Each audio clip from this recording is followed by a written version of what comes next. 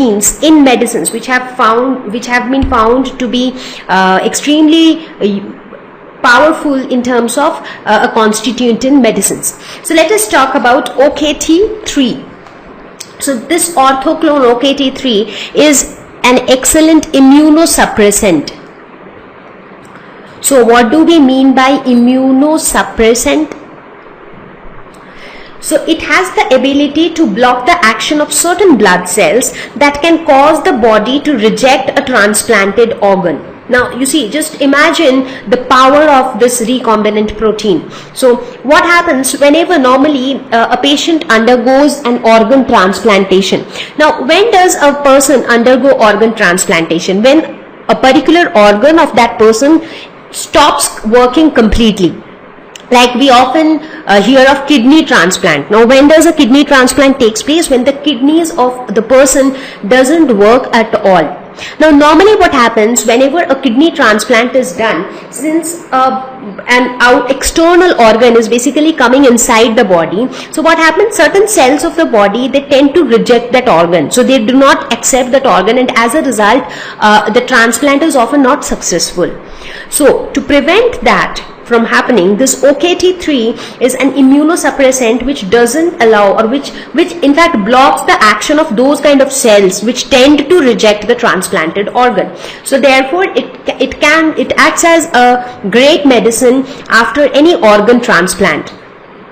Similarly, you have RioPro. So RioPro is another recombinant protein which reduces the chance of heart attack. How? Because it prevents the formation of blood clots. So what is heart attack? So heart attack is normally it happens due to blockage, like when the flow of blood doesn't happen properly through the heart. So that's when a person encounters heart attack. Now this RioPro protein, it prevents the formation of blood clots and therefore reduces the chances of heart attack.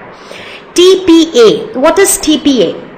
So the full form of TPA is tissue plasminogen activator.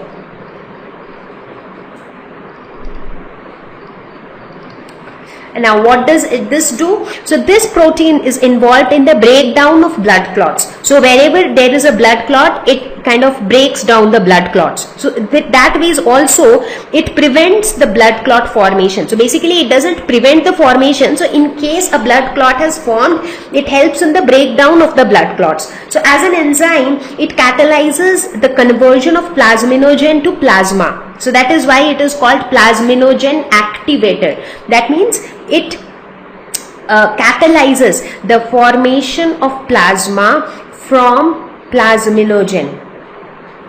And what is plasma? It is the enzyme which is responsible for clot breakdown. So overall, this TPA, that is tissue plasminogen activator, it prevents or it causes breakdown of the blood clots. Next is DNase. So DNase stands for deoxyribonuclease. So this enzyme catalyzes the cleavage of phosphodiester linkages in DNA. So if you look at the structure of DNA, so that structure of DNA shows the presence of the phosphodiester linkages. So those linkages are broken by this enzyme. So as a result, it causes degradation of DNA.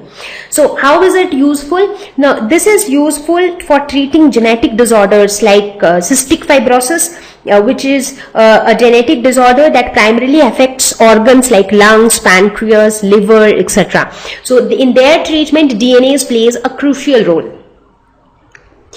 Then we have insulin. As we all know that how we have in fact learned it in detail that how insulin is genetically engineered.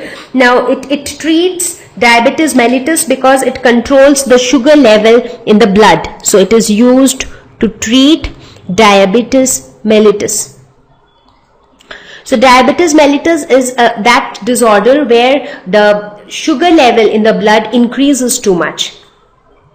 Next is hepatitis B vaccine.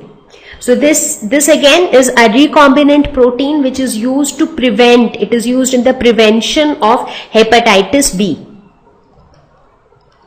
What is INF alpha? So INF stands for interferon. So it is interferon alpha. So these proteins have the ability to interfere with the viral replication. So therefore, they protect the cells from viral infection. Now, since they interfere with viral replication, that is why they are called interferon. These are used for hepatitis C. So it prevents hepatitis C. Next is hirudin. So hirudin is an anticoagulant. So what do we mean by anticoagulant? So basically this hirudin is extracted from the body tissues of medicinal leech, and that's how it got this name of hirudin, from the biological name of that medicinal leech. So an anticoagulant itself tells that it doesn't let the blood coagulate at any place. Next is blood clotting factor 8 and 9. So these proteins, they help in the treatment of hemophilia A and B. So blood clotting factor 8 helps in treatment of hemophilia A, whereas blood clotting factor 9 helps in treatment of hemophilia B.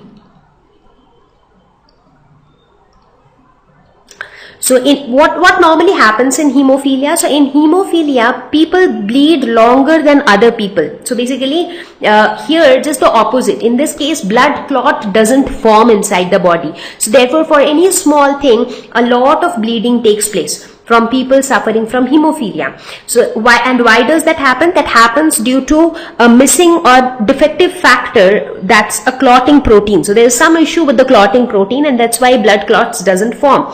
And what does this blood clotting factor 8 and 9 do? So they help in the formation of blood clots, and that's how they treat hemophilia. So you understand, like we saw a lot of recombinant proteins before, which prevents the formation of blood clots, like ReoPro or TPA. They break down the blood clots, or they prevent the formation of blood clots. But for blood clotting factor, they help in the formation of blood clots, because if blood clot doesn't take place, that also becomes a problem, because due to excessive bleeding, it can be extremely dangerous for the survival of that organism. So therefore, clotting of blood is also necessary to some extent, and that's where